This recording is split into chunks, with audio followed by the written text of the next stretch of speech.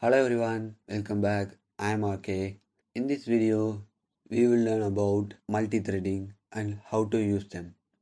Basically, our computer or laptop processors are made of core and threads. Here we are assigning different works to each threads. Now let's create two classes. Here I have created two classes with same method name as run. Let's create object for them. C1 equals ijk and C2 equals xyz. To execute the methods in the class, we need to call it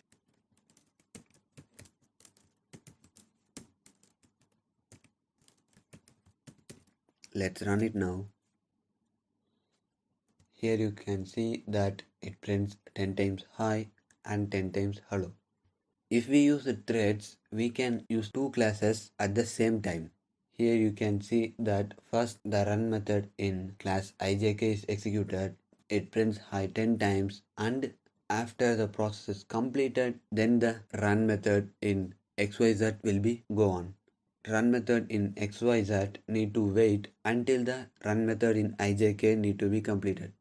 But if we used multi-threading, we can use both the methods at the same time. For that, we need to import thread from threading.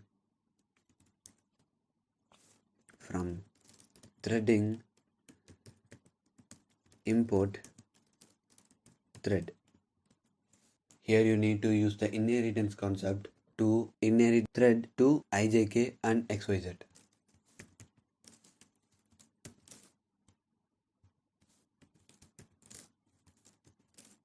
And to execute methods in both the classes using thread, we need to use object name dot start. And also here start. Let's run it now. Let's run it. Here you can see still now you are seeing the same output, but here both the methods in class are executed at the same time. If we need to see the results as clear, use some time interval between them. For that we need to import time. From time, import sleep. Let's use sleep for 1 second here and sleep here for half second, so we can able to see the results as clear.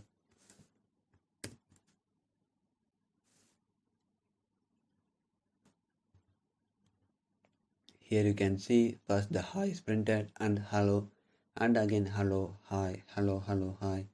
Here both the methods in class are executed simultaneously.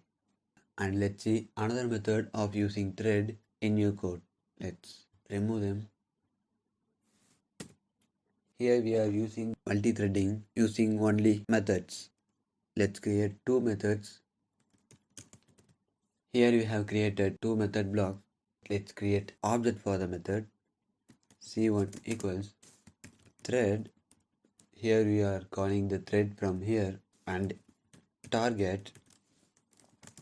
Here we need to give the function name. It means method name. C2 equals thread target function 2. Here we have created objects for both the methods. Let's call them using start. C1 dot start and C2 dot start. Let's run it now. Here it displays the same output.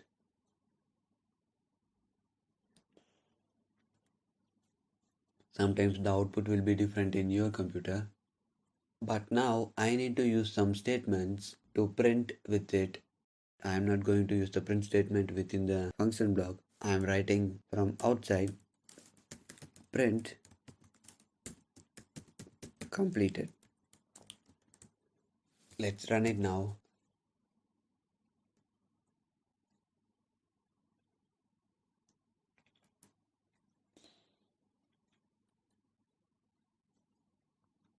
Here you can see that first the hi is printed, second the completed is printed. But I need to print the complete statement after both the threads are did their job.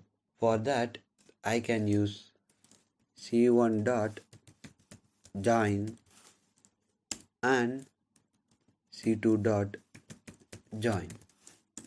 By using join after both the threads are completed their job, the print statement will be executed. Let's run it now.